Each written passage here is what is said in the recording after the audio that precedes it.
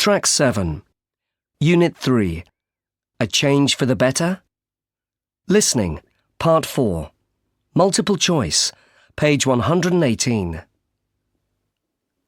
Tommy Wells, the famous TV and film star, is a local boy who grew up in Marchwood. He's back here to do some filming, and we thought we'd have a chat to see what he thinks of the place now. Tommy, welcome to the programme. Thanks.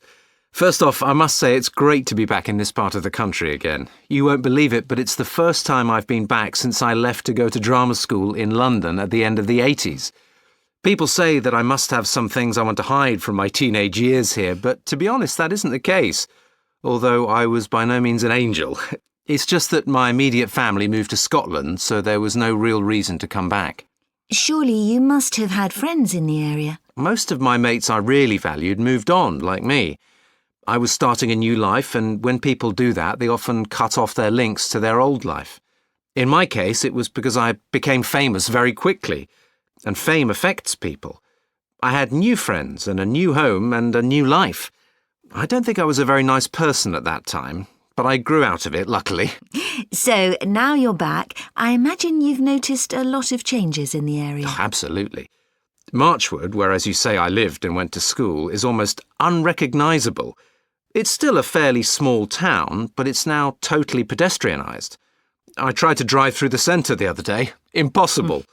And all the family shops, like the old butchers and bakers, and of course the sweet shop, they've all gone. Is your old family home still standing? You must be joking. We used to live in this road of big old houses with lovely gardens. They've all been knocked down and replaced with boring blocks of flats and retirement homes. Now one plot of land houses 100 people, whereas before it was just one family. And it's sad to see car parks where there used to be gardens and grass. And how about the places where you used to play as a kid? Yeah, we used to hang out in the local park and practice our football skills. That's gone. And free outdoor tennis courts where we used to practice too. It's a mini shopping mall now. Great for the locals to get their shopping without having to travel too far, but where do the kids play now? And how about the people with dogs? I imagine they have to walk them along the streets. It's a real shame, I know. The village hall is gone too. I remember reading that you did your first stage performance there, is that right? How could I forget that? Yeah, my English teacher thought I had some talent, so he pushed me to join the local drama group. I must admit, I wasn't too keen. I'd rather have been chilling out with my mates. But my parents thought it would prevent me from misbehaving, so they encouraged me too. The first play I did was an Agatha Christie murder play, and I had 2 lines. And what about your old school? Is that a lot different now? I drove past it yesterday. It is so different.